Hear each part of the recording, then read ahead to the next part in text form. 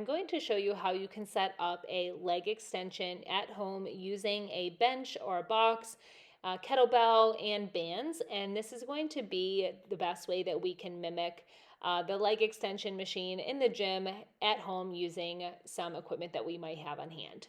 So first you want to set up a flat bench or box that you can rig up.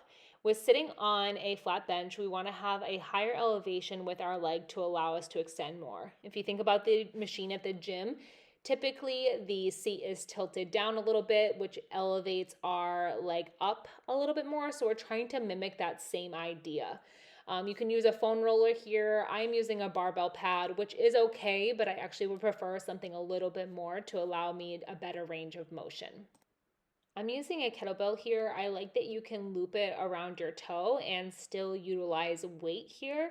It is a good option, but not quite as challenging at the bottom, but it is decent enough for an at-home variation.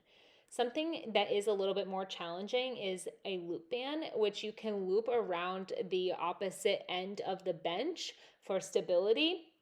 The thicker the band, the more tension it's going to allow you to create.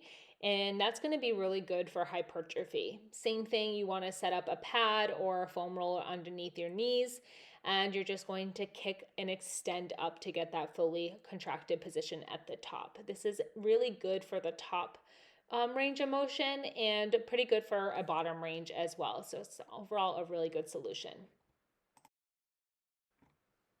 The final option here hits a little bit more of the bottom range, utilizing your bench on an incline.